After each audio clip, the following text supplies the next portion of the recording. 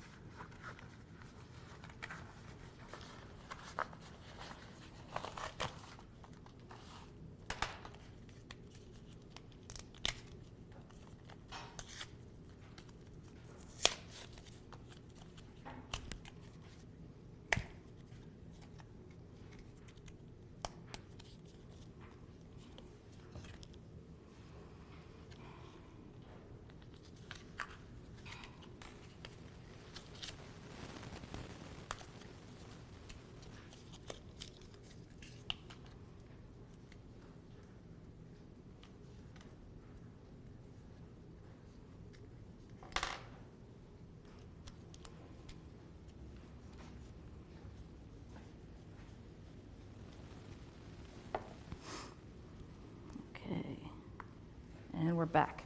All right. And so we're going to look at some requirements for modeling these things.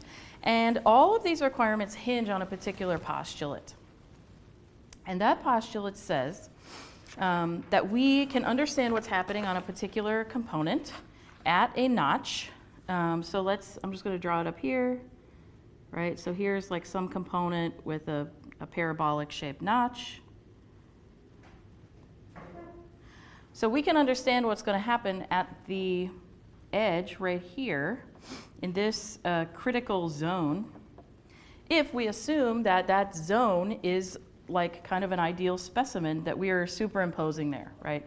So if we envision that there is a tensile specimen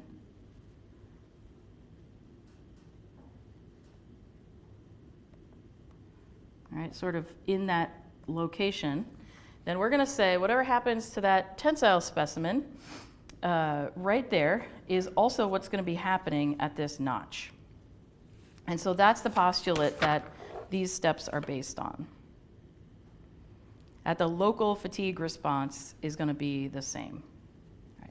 And so this is a notch that is pre-existing in the component. We don't know if it's what the history is, but we're assuming that this is a smooth notch here, such that if we can predict a crack initiation in a tensile specimen, then we can apply the same conditions and predict a crack initiation for this notch in this component. So that's the postulate. All right. So now we need to get we need to look back at some of the standardized tests that we already have, right? The SNP curves. And then the other thing that we also have is stress strain curves, right, for materials. So we are basing a lot of what we do as far as fatigue analysis and stress strain analysis on these two sets of data gathered for particular materials. Okay. And so we're going to add one more thing to this arsenal today, and it's a stress strain curve for cyclic loading. Okay, so right now we've looked at the stress strain curves. Oops, let me draw it right here. Okay. So we've looked at stress strain curves, and maybe that could be true stress, that could be engineering stress. So let's just say that it's true stress and strain on these curves. And we've looked at it in terms of, okay, there's a linear region. And in that region, we have the elastic modulus E. That's a constant. That's the slope of that line. And then we also have, if it's a ductile material, right, we have some plasticity. We have some ductility that occurs. And then we have plastic strains, right? But if we unload that specimen, I'm just going to give you a preview of kind of where we're going today, thinking about some of these things. If we unload it, we should get recovery according to that initial slope back down to zero stress. But if we stretch it too far, we induce plastic strains, we release it, and it doesn't go back to zero strain, our initial condition, right? Like our gauge length in a test. It has some residual strain, but the stress drops back to zero. And so these kinds of curves that we use, this first pass, let's say first stretch, that is for a quasi-static or monotonic, some very slow experiment, right? So if we were to try to estimate the strain rate that these experiments were done at, it would be like essentially zero, right? That's what quasi-static means. So very slow, no dynamic effects. Okay. And then, this eventually might go to failure. What can happen, though, in a cyclic loading sense, is that we can go up to that first point, unload, and then reload it up, right? And then something different might happen. We might be able to go to a higher stress before we would define yield, right? Or something like that. And so these kind of curves that come out of this, right? So I'm just going to keep drawing. Whoops, that's not exactly right, but I'm just going to keep drawing it like this. We could put some data points here, and those data points do not follow the quasi-static sort of ultimate strength situation, right? They could be above that line. They could even be below that line. So there's a second set of curves that can be defined for some material that is the cyclic kind of stress-strain response versus the what they're calling monotonic in the book. So monotonic means always going the same direction, right? Monotony, always the same. And so monotonic would be always increasing level of stress, never decreasing, right? So those two curves can look very different, even for common engineering materials. Okay. So I'm just going to draw two of them that are in the book for common materials. So first we have 2024 T4 aluminum.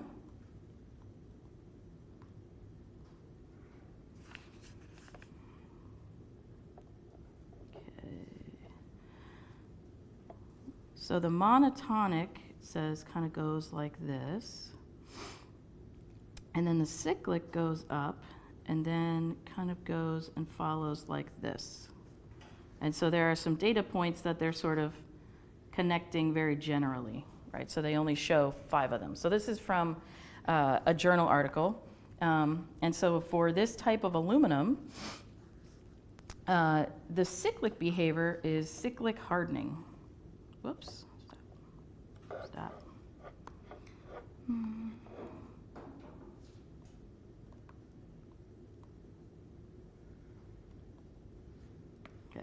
We say hardening. Really what that means is an increase in the yield strength, right? So the more cycles we give it, the higher the yield strength goes. And then these increases in the yield strength can be described by similar terms to what we had before when we had strain hardening in just the monotonic case. So before, we had strain hardening in a monotonic case like this, where we had some strength coefficient times strain, right, to some power n. And so in this case, these kind of experiments can be done, and in our book, they like to use similar terms. So they're going to call this like K prime and N prime. Okay, so it's not exactly the same as monotonic, because the curve could be shifted up or down, but it can be, fit to a power law and the curve described like that. Okay, so this is a pretty common grade of aluminum, and then let's compare that or contrast it with an SAE 4340 steel. Okay, so this is an alloy, and it says it's quenched and tempered, and then it gives sort of a hardness value as a metric for what its final properties are after that quenching and tempering. So that's going to be delineated by something like this. In this case, it's Brinell hardness, right? So that's a standard hardness tester, and they give it a value of 350. So that just sort of, if you want to compare with other materials, you can have that. And so for this kind of a material, we could plot something similar. And this is a steel, and so it's going to have, like, if this is, I don't know, if this is kind of like, come on, guys. Okay, halfway up this axis would be like 50 kpsi, right? We would have on the steel for monotonic, we would go up to about 180 kpsi. Right? So its yield point is much, much higher than the aluminum. So I'm just going to draw that on here. And usually for steels, there's a little bit of a nose section where you can see a little bump that sticks up. So that's pretty characteristic of steel stress strain diagrams. Anyway, that's the monotonic case. And for the cyclic case, it is the opposite. So it sort of deviates less than about halfway up and has a behavior like this. So this one would be cyclic, call it cyclic softening.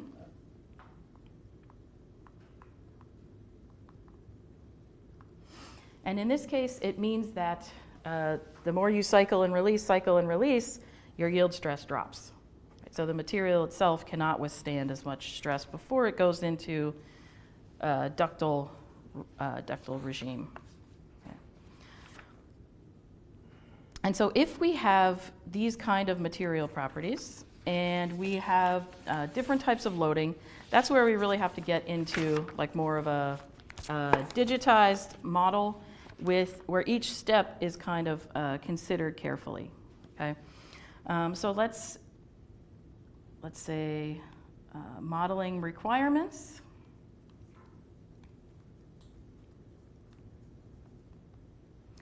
Okay, so these are things that are identified by the book.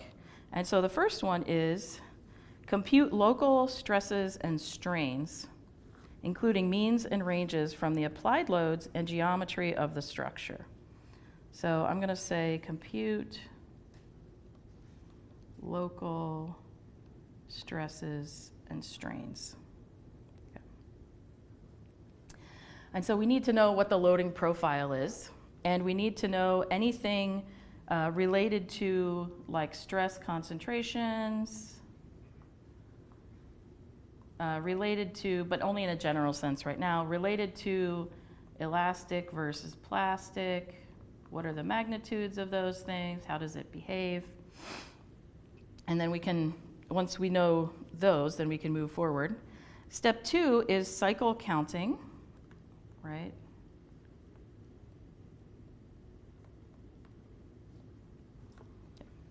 And associated mean and range values of stress and strain with each cycle.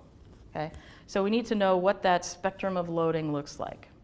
It may be something that we could identify as these blocks, like we've had to illustrate the cumulative damage models, but it may not be that.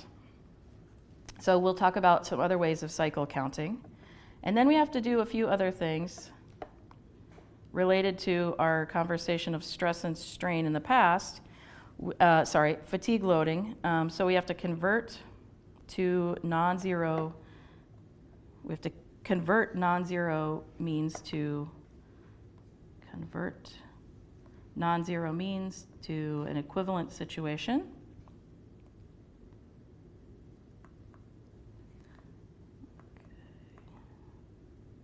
To equivalent completely reversed cycles. So that we can use our SNP diagrams. So we'd use like modified Goodman or something like that.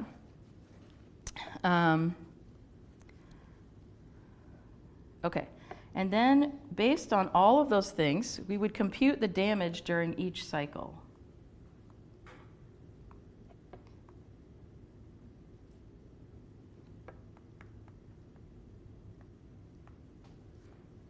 And then finally, we would sum the damage.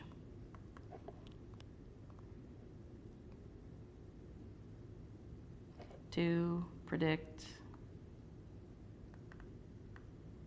crack initiation.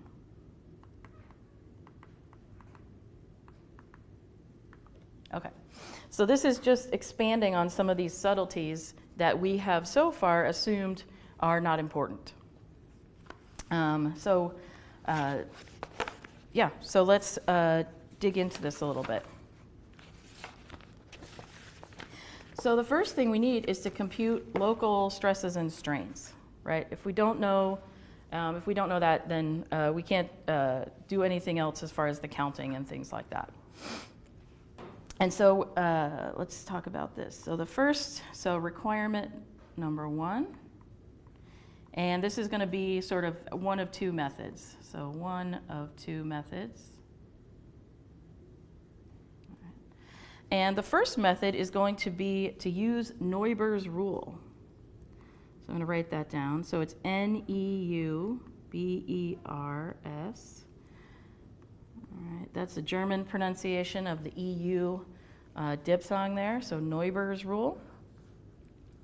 And what Neuber's rule says is that we can come up with something that's a constant between elasticity and plasticity that has to do with kind of what we assumed about volumetric changes before when we went from elastic regime to plastic regime. And so if you think back, what we assumed is that when we had all of our 3D stress states and stuff like that, is we assumed that we had no volumetric change between if we multiply all the strains together that are elastic versus plastic. And so there was a constant that came out of that. And so that's kind of what Neuber's rule is doing here. So Neuber's rule states that the product of stress and strain, of local stress and strain,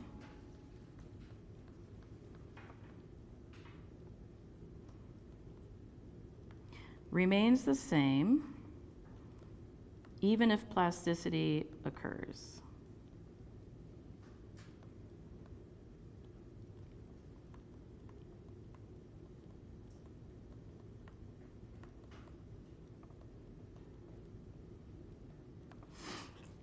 And so what this can allow us to do is have kind of that metric where we can convert. If we know something about the elastic state and properties there, like say elastic modulus, and we want to translate that over to calculate the plastic stresses and strains, then we can do that. So this would be a way of doing a transformation to calculate the true stresses and strains if we don't, basically for just that tensile specimen, right?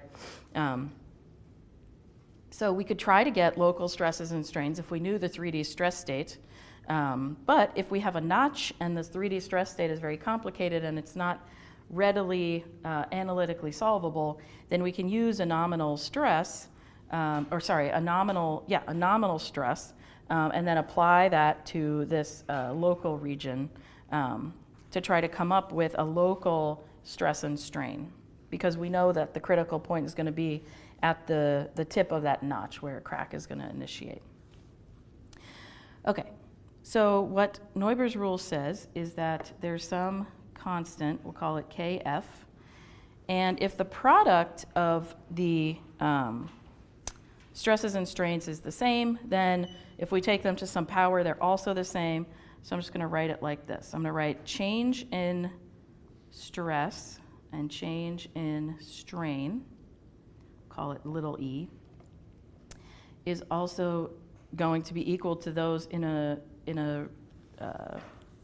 local sense. So we'll say change in real stress, we'll call it sigma, or local stress, and change in local strain.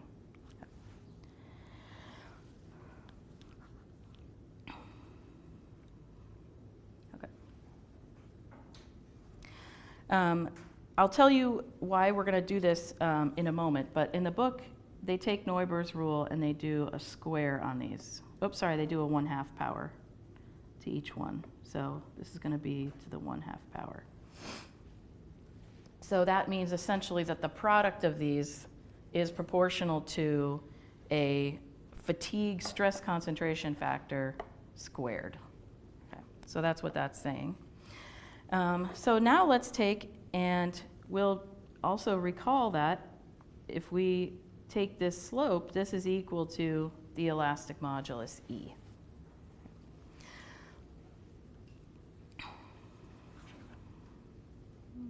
Okay. So if we rearrange this equation on the top, and we use our definition of modulus, then we can get a relationship between the local stress and strain, sigma and epsilon, and the stress concentration factor and the modulus. Okay, so I'm going to write that down here. It's equation 851 in the book. So it's Kf times delta S over E, and all of that is squared.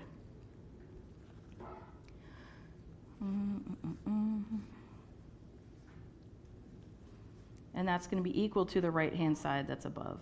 So the sigma and epsilon to the 1/2.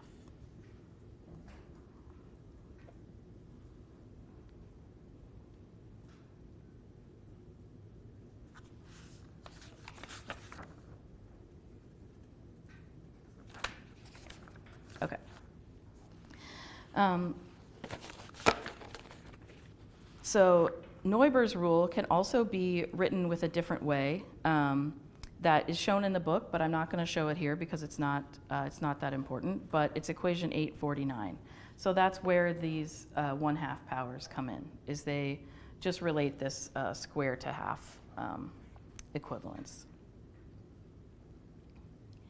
Okay, so if we take this equation right here, and we look at the right side versus the left side, what we want to know is the right side, right? Local stresses and strains. And what we have is, on the left side, we have a nominal stress change, delta S, let's call it. We have a fatigue stress concentration factor, which is just a multiplier. And then we have the elastic modulus. Oh, I have written this incorrectly, which I think is probably apparent. Let's do this. Okay. Let's put these parentheses around just the top. Okay.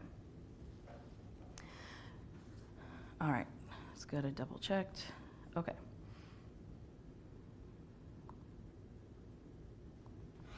And so what we have is that stuff on the left side, and what we want is the stuff on the right side. So this is the first method to try to estimate just based on Neuber's rule, which is kind of a little bit of hand waving that says the product of stresses and strains is the same.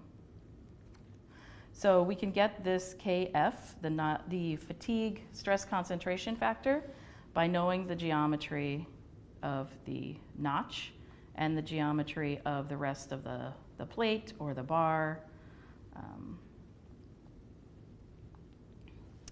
And so we can get those things. Just basically reading off of charts about how big that notch is compared to those plates.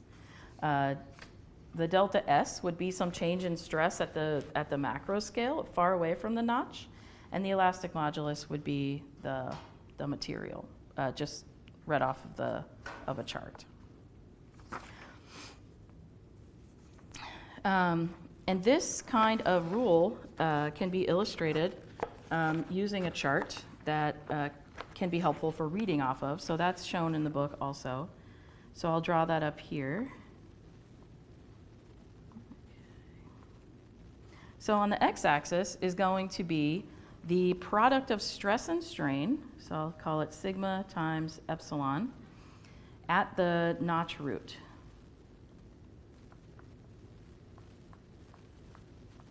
Okay. So that's that Neuber's product there. And then on the y-axis is going to be the stress at the notch root.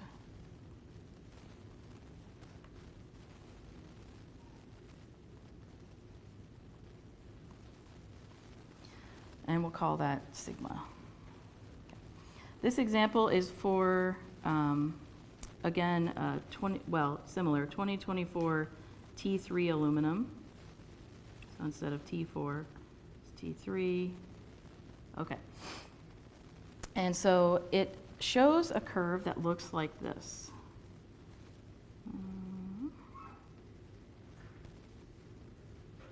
Okay. And this would be for tension. So we'll just go with that for now. Okay. So this is kind of a graphical illustration of the Neuber's rule that we just talked about. So for example, if we have a rod in tension where we have S is equal to 30, let's say kpsi, right, so some high loading, we have calculated some kind of a stress concentration factor of 2, we'll call it 2.0, and the modulus for this material is 10 to the 4th kpsi.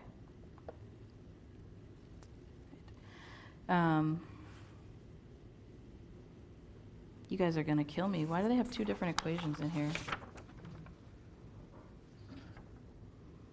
I think there's a typo in this text where the stress and strain on the prior slide should not have a half. Does that make sense for you all? If I take this power off of here. I think that's what I said prior, so I think that makes sense. The book has it without the square root on the right side. Say one more time. The book has it this way. Ah, okay. So it's just my copy of the book. Okay. Good, thank you. Okay, so we don't have that there because when we're solving this, that's not how it looks. Okay. Thank you for checking on that. So now we can apply Neuber's rule, which says sigma times E is equal to the change in stress times the concentration factor, divide by E, and the top of that is squared. So if we plug in the numbers from above, then we get a value of 0.36. All right. And then based on experiments, we could go up here and read off what that stress is. So that would be like, in this case, they say it's 53 in kPSI. So that would help us to calculate what the real stress is there. And if we know the real stress, then we could calculate the real strain. This is where we could go back and use the plastic stress strain rules that we had before. Or we can do something a little bit simpler because this is unidirectional. And so the book gives one more way of doing that, which is splitting up the strain, let's call that delta epsilon, into two components. Right, so we'll call delta epsilon equals delta epsilon elastic plus delta epsilon plastic. Okay.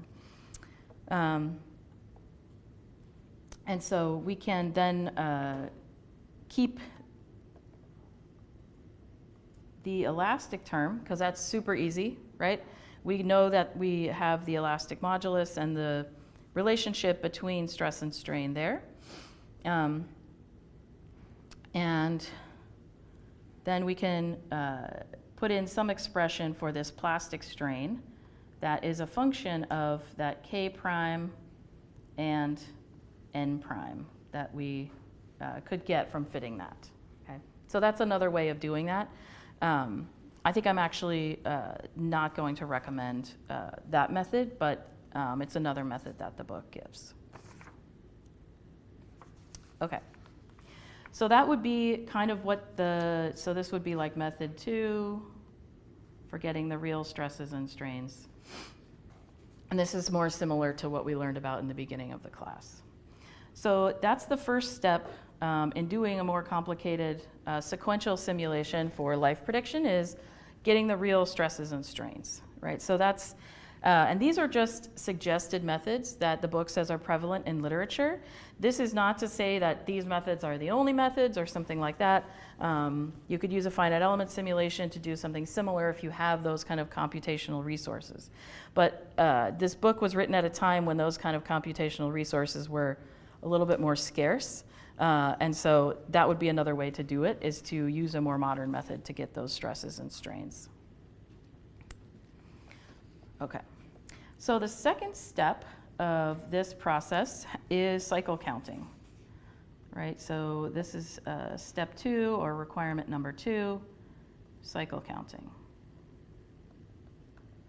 Okay. In the past, when we introduced the cumulative damage rule, we had blocks of cycles, and we said there's a constant magnitude of cyclic stresses, right, that had a specific mean, that had a maximum and minimum. It was just repeated, maybe like 1,200 cycles, 10,000 cycles, whatever it was. And then we either considered that to be just a linear accumulation of damage, or we considered it to be sequential, where we would start with some number, about like type of damage, and then add that up, and then add on the other damage on top of that. The reason that that there are multiple models for doing that is that sometimes the history matters, right? Am I applying a lower stress amplitude with a high mean, or a higher stress amplitude with some kind of other mean before some changed stress? So am I going high to low, low to high, non-zero mean to zero mean, et cetera? And so some of those models started to consider the history of the sample. Okay? And so we're going to talk about some ways of cycle counting now in which the history is important because we could have elastic or plastic deformation and that do not follow a regular pattern over the course of the life, the spectrum of loading. And so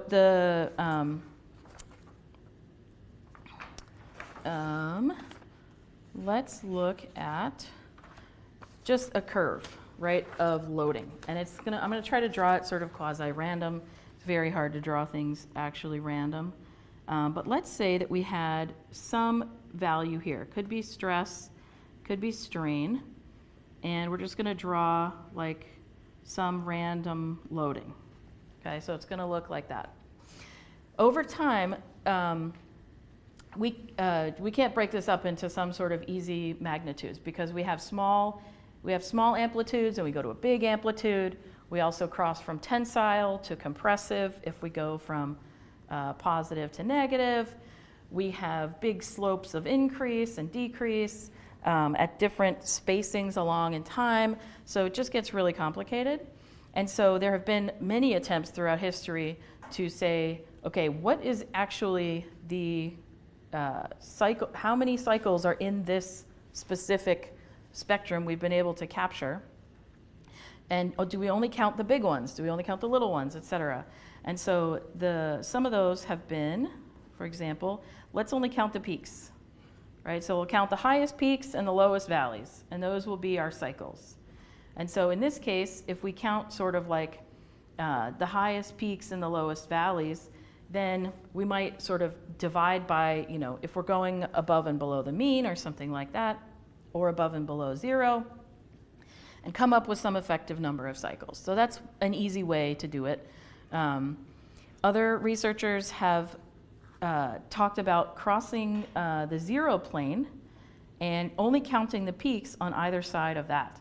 So you would count this peak as the first peak, second peak, third peak, but then the fourth peak would be the one below 0 way over there. You would say those little changes in amplitude are not contributing if we do have these big changes in amplitude, right? So that would be a little bit more refined way of counting. Yet a third way would have to do with these big increases here, and you only say it must go back. If we continue to have big increases of XYZ amplitude, then it must go back down in order to achieve that. So I'm only going to count the positive slopes, right? So you can see that there might be some reason to do any or all of these. You can also do counting methods where you would look at the range of these different amplitudes here, up and down, and then put some sort of complicated algorithm together to find out what those cycles are. These latter ones all have a commonality, and that commonality is they recognize that you need to have a cycle, right? A cycle that's defined by a range that goes all the way up one direction and then all the way down. So let's call it, I don't know, all the way positive and negative, right? The load needs to be applied and then released in some sort of same amplitude type fashion, and we'll count that as a cycle, right? And so the way that these models were refined over time is not necessarily, oh, I'm just going to choose all the peaks or all the valleys, but rather I want to count what the cycles are. And so if we look at this random curve, we could try to come up with some kind of other algorithm for peak counting that said, I go up, let's just look at the very beginning here. I go up to this level, but then I go down, but I don't go all the way down again, right? And so I don't really complete that cycle of loading until I get down to here, but then I go further down. So it's like, how do I break up all of these separate pieces into a cycle that I can count? Okay. And that's where we're going to talk about rain flow counting. And so it's probably the most widely used method. And rain flow counting says that as time goes on, I'm going to use lines and draw them in a certain way where I capture all of these segments, and then I can add them up in a systematic fashion. So I'm going to introduce this, at least at the end of this lecture here, and then we'll do some counting in the next one. So I'm just going to draw a picture here. All right. Let me draw it in a darker color.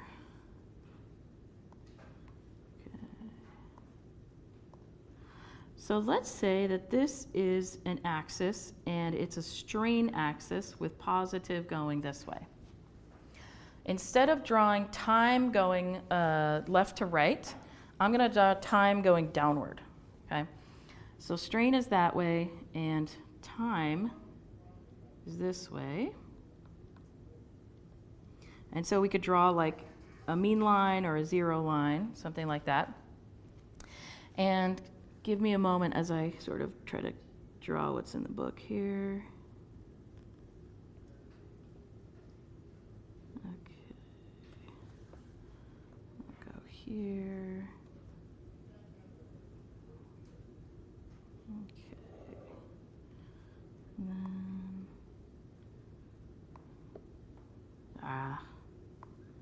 one second. Okay.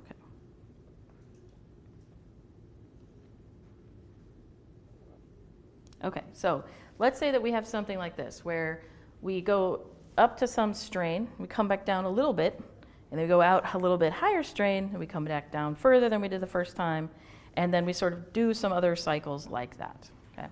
So the rain flow counting says that since we turned the whole thing sideways, we're going to pretend there's like a drop of water coming down onto it, and we're going to start at the first sort of beginning part right here, and then we're going to look at where that raindrop will go, and that's going to help us to count the cycles.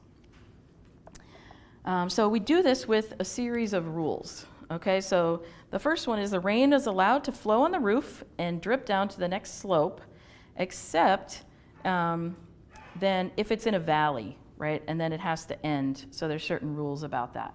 So I'm going to just draw the right side first. So if a drop is here, then it's going to flow here. And then it's going to drop to the next roof level, and then it's going to go over, drop to the next one, over, down, and then over here. And we really have a lot of changes after that, right? It goes super negative. So where it goes super negative before, more negative than it went before, that's where we say, okay, the drop goes away. It either evaporates, or you can use whatever analogy you want, but we stop there. So that's how we begin. And then we take the biggest features, and then we do the same thing. So the next biggest one that I can sort of see here starts just underneath the last roof edge that we had. So I'm going to draw it in green. So I'll start here, and then I'm going to draw this one going negative, and then it goes down, it skips that other one, goes down here, and then we'll just pretend that the whole thing ends there. There's more in the book picture, but I wasn't going to draw it all. So that's kind of how we do the rain flow counting. And then we go back and we do the other little ones inside. So let me go back to red. So I'm going to draw, there's one, let's say the next biggest one. We can start at this feature and go inside here, right? And that's just going to end there, because we already ran into a different stream. We've already counted that next section. We can do up here, right? This is a big one, but then that ends because we already drew a stream below that one. And so we go through and do all of these, right, like this, going and counting basically anywhere the rain would run, right, like that, like that. This one goes to here because it gets more negative. Here, here, and here. Yeah, okay. And then I guess the last one, just along here, right? That would end somewhere down there. Okay. So then we have all of these starts and stops of this rain flow counting, and that will allow us to count each of those segments. Okay.